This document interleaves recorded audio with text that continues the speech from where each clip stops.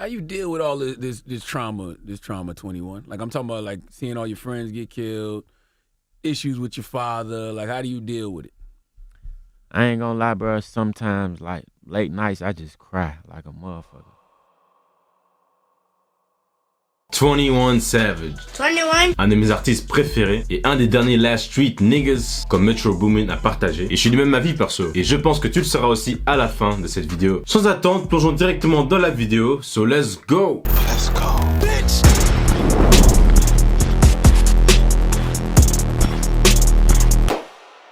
Avant qu'on commence la vidéo, n'hésite surtout pas de t'abonner à ma chaîne parce que j'ai vu récemment que seulement 8% des gens qui regardent mes vidéos, seulement 8 sont abonnés à ma chaîne. Donc please abonne-toi à ma chaîne pour qu'on puisse passer le cap de 10 000 abonnés sur la chaîne avant la fin de l'année si c'est possible. Donc voilà, abonne-toi et let's go to the video. Tout commence à Londres, spécifiquement à Plaistow Newham. Le jeune Shea Abraham Joseph va naître le 22 octobre 1992 par ses deux parents qui sont d'origine caribéenne. Ses parents vont vite divorcer et dès l'âge de 7 ans, il bouge en fait avec sa mère à Atlanta. 21 Savage vient d'un milieu qui est marqué par la pauvreté, les difficultés, la criminalité et la violence. Un jour, il a carrément ramené un gun à l'école pour se protéger contre les brutes. Après ça, il sera banni de plusieurs écoles et il ira dans un centre de détention pour jeunes où là aussi il y avait beaucoup de violence. Par exemple, un jour il s'est battu parce que quelqu'un avait laissé un sneakers sur son lit. Et ouais, t'inquiète pas, moi aussi je comprenais pas trop l'histoire derrière les sneakers sur un lit. Mais je peux te garantir qu'après avoir fait mes recherches sur ce détail, ouais, si un jour t'es en prison, mais je l'espère pas, évite d'accepter des bonbons.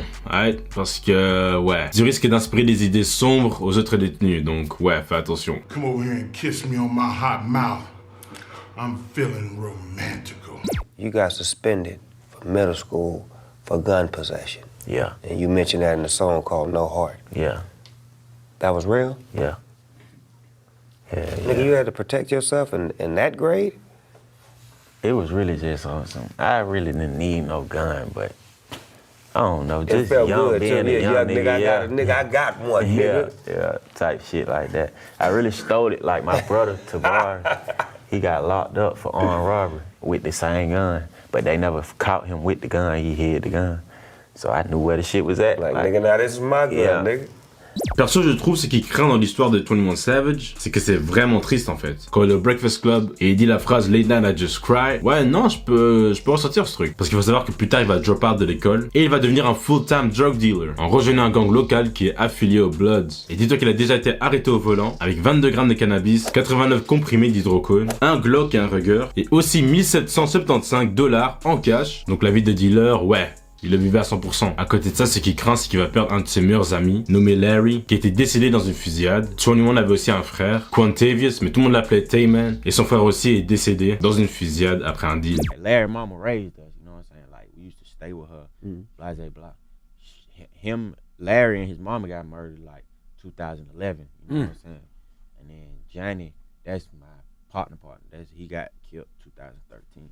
Sheesh. And you don't got no trauma from that, man? Like, I mean, I wouldn't. It is what it. I mean, yeah, that shit hurted. You know what I'm saying? That shit fucked up. Like So what most happened people though? wouldn't even be able to deal with that type. You know what I'm saying? All right. But it's life though, and I know what the life that I live and the life that we live. Like I understand like the rules of karma. Like most people like be like, why did it happen? Why this? Why that? But I know like when you make certain decisions, like you got to know certain stuff gonna happen. You know what I'm saying? Come back At the end around, of the right? day, That's like, real. You know, I know what come with this life. And I can't do nothing but accept it if I'm living it. You know what I'm saying? you think it's any If way I'm that... robbing and shooting people, like it's only one day somebody's gonna try and rob me or somebody's gonna shoot me. I always knew that. You know what I'm saying? But it just messed up because I lost my like my other half, Best like, friends, my right? heart. You know what I'm saying? Like for real. Like I wouldn't do nothing without telling him like nothing in life. Like I go get some new shoes, I'm calling him. He going to get them too. You know what I'm Word saying? up. Like, but you know what I'm saying? Son frère Tayman est la raison pourquoi 21 a ce tatouage sur le front. Ils se sont inspirés de Tony Montana dans Scarface. 21 et ses frères se sont convenus de se faire tatouer au même endroit que Tony, donc entre le pouce et l'index. Mais Tayman s'est dit nah fuck that, moi je vais me le tatouer sur le front. Et après qu'il est décédé, 21 a fait la même en honneur à son frère. When I got this 21, I was with Larry. That's my brother, Larry. That was my first face tattoo. But he died. So I went and got R.I.P. Larry around the 21 tattoo. It's R.I.P. on top and Larry on the bottom. Then I went and got Block Boy right here. Then I got Death Before Dishonor right here. And then my other little brother, Tay-Man, died, and I got the knife tattoo right here.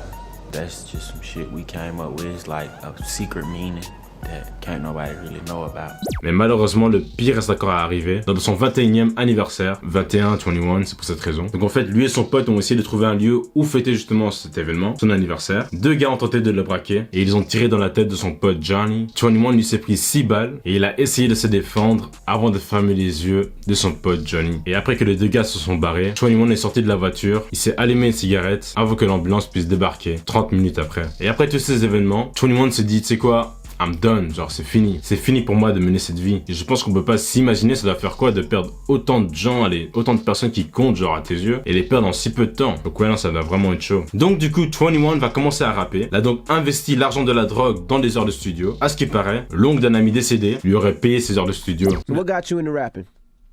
Just being in the street, you know. I just always like music, you know what I'm saying? Anybody black gon', you know what I'm saying, like music or whatever. If you from the hood and you black, you gon', you know what I'm saying, you gonna have some type of music in your life. Right.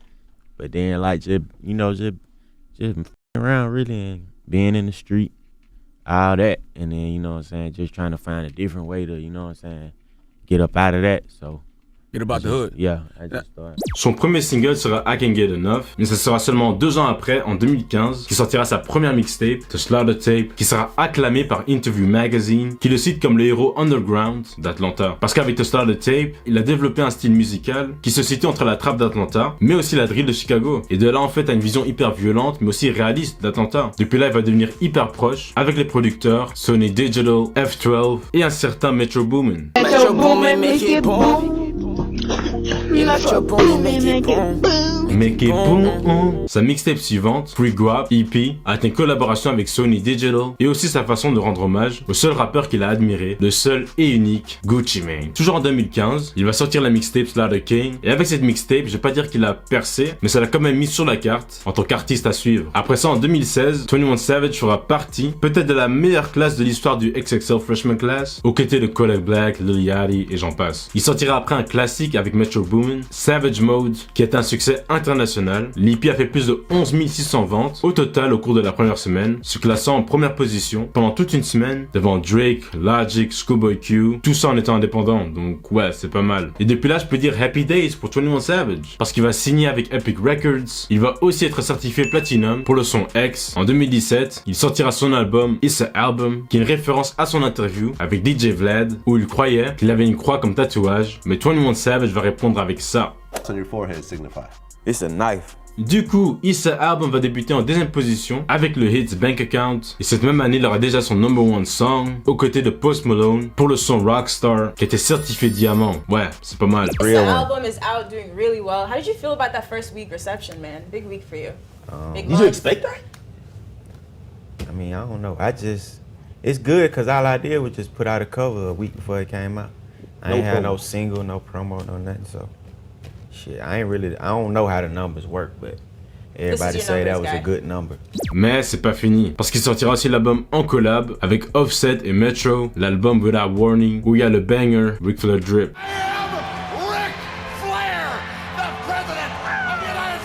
L'année après, en 2018, 21 Savage va figurer dans l'album de Metro Boomin, Not All Heroes Wear Capes, où il sera le premier rappeur à chuchoter dans une chanson. Bon, sûrement il y en a eu d'autres avant lui, mais bon, c'est un style. Fin de l'année 2018, 21 va carrément oublier de drop son album. Plutôt fou, mais ouais, bizarre. Donc l'album I Am, I Was sera son premier #1 album avec le single A Lot aux côtés de J. Cole, pour lequel il gagnera un Grammy pour le meilleur rap song. D'ailleurs, c'est même quelques jours après la sortie du clip que 21 sera arrêté, comme quoi que son visa n'avait jamais été renouvelé, et c'est de là en fait où il y avait tous les memes comme quoi que 21 venait en fait du UK. Et je me souviens encore cette soirée là, ouais, c'était plutôt drôle, à part pour Demi Lovato. Elle a carrément supprimé son compte Twitter après avoir eu ça comme réponse quand elle a retweeté le meme. Donc yeah, en 2020, 21 Savage va sortir son meilleur projet à mes yeux, les gars, à mes yeux. Ok, m'attaquez pas dans les commentaires, à mes yeux, dont Savage Mode 2, aux côtés de Metro. Et franchement, pour moi, cet album est juste parfait. On ressent vraiment le thème, il y a Morgan Freeman qui fait la narration, et perso, il y a zéro skip. L'album a bien sûr topé la première place, avec 2 sons dans le top 10, dont Runnin' et Mr. Right Now, avec en featuring Drake. Drake avec qui plus tard, il sortira un album en commun en 2022, l'album Her Loss. Mais bon, perso, un album en commun, ouais, je sais pas trop. J'avais vu comme quoi que Drake rappe 66% des verses et 21 seulement 26. Et le 8%, bah ça c'est les featuring. Mais bon, ouais, je trouve pas vraiment que c'est un album en commun, perso. C'est que j'aime bien 21 parce que, oui, ouais, je l'ai dit, c'est un de mes rappeurs préférés, oui. Mais c'est qu'il a vraiment évolué de fou. Si tu écoutes le premier Savage Mode et tu le compares au deuxième, c'est vraiment pas la même chose. Il est devenu beaucoup plus mature dans son style et tu ressens aussi que sa douleur et sa colère transparaissent comme un message clair dans sa musique. Tu peux écouter un son comme Snitches and Rats ou Runnin' et te dire ah ouais, je veux pas avoir de problème avec ce genre de personnes. Mais tu as aussi des sons assez soft, comme Rest in Peace Love ou Ball Without You, où tu peux te dire shit. Ouais, non, elle me manque. Allez, tu vois ce que je veux dire? Genre, c'est un truc que moi j'aime perso. Et je parie que beaucoup d'entre vous partagent ce même avis. Et puis il n'y a pas que dans la musique qu'on l'a vu grandir. Il a soutenu la campagne du contrôle des armes. Il a aussi fait beaucoup de dons pour les jeunes à Atlanta. Il est même parti chez Ellen DeGeneres pour faire des dons. Il a même marché aux côtés de Amber Rose, qui était sa go à l'époque, lors de son slam. Et non, c'est pas spécifiquement une marche de ça, traduit en français, mais c'est une marche à promouvoir l'égalité des sexes. Et Tony on était là, avec une pancarte à mort. Ce qui veut dire, je suis une moi aussi. I be crying sometimes. Sometimes I get mad. Sometimes I cry. Sometimes I get mad. It just be like shit. I don't know. And I don't be wanting people to think that that's driven, like that drives me, or that I be talking about that type of shit to sell records. Cause it's like, if it was up to me, I really wouldn't talk about it like that. But I feel like other people in the world be going through what I'm going through.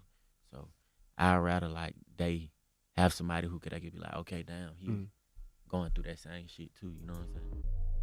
De Londres à Atlanta, des rues difficiles au sommet des charts, 21 Savage a transformé sa douleur en puissance, sa colère en art. Son parcours est un testament vivant de résilience, de croissance et de réussite. 21 Savage, bien plus qu'un rappeur, une force inarrêtable, une légende à en devenir.